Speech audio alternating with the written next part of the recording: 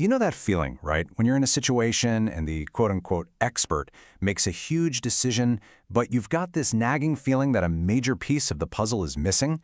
Well, today we're going to dive into an idea that totally challenges that, and we're going to see why the very best solutions almost never come from just one person's mind. Okay, so let's get right into it. We tend to operate on this hidden assumption that wisdom is something held by just a select few. You know, the boss, the doctor, the person with the fancy title. And that right there creates a really fundamental problem in how we approach making decisions.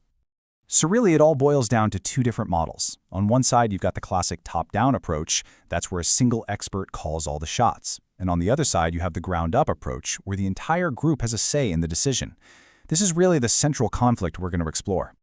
And this gets us to the most crucial point. The big idea here is that there is simply no monopoly on wisdom.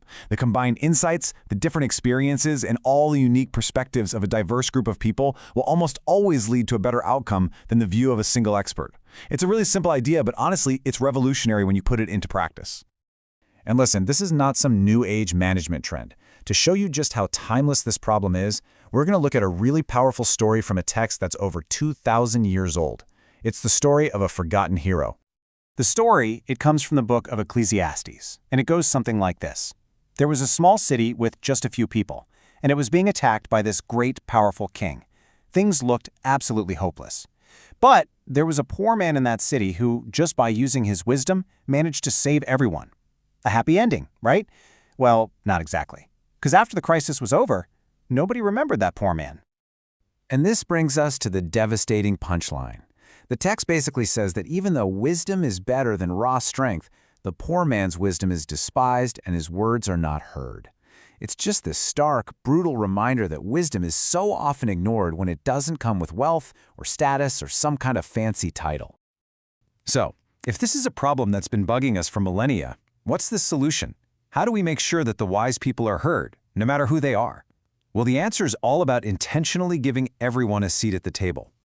This is the key question we have to answer.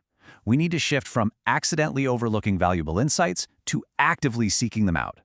We need a framework, a process that guarantees the poor wise man, in any situation, actually has a voice. And that framework actually has a name. It's called Participatory Action Research, or just PAR for short. Now, I know it sounds kind of academic, but the idea is so simple and powerful.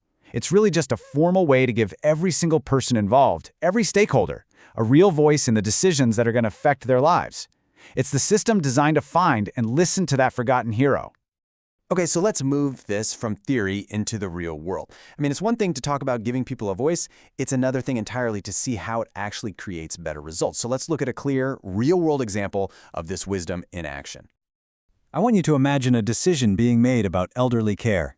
In a top-down world, the doctor, the expert, creates a treatment plan, and that's it. But with this PAR approach, the whole process is different. Step 1, sure, the doctors propose a plan. But then, in step 2, the patient, the person who actually knows their own body and feelings best, gets to voice their concerns. Then, in step 3, the family shares their opinions, what they've observed. And the result? A better, more complete plan is created together. And this is the whole point. Including everyone helps us move beyond these rigid, one-size-fits-all decisions that don't really fit anyone.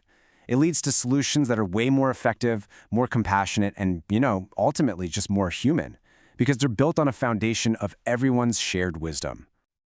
So, we've journeyed from an ancient story to a modern-day healthcare decision. The principle is exactly the same. And now, the final step is to bring this idea into your own life, into your own work. So the final question I'll leave you with is for you. In your next project at work, or in a big family decision, or maybe in your community, where is the poor wise man? Who is the person with that crucial piece of wisdom that just isn't being heard? Finding them and really truly listening, well, that might just be the key to unlocking your best decision yet.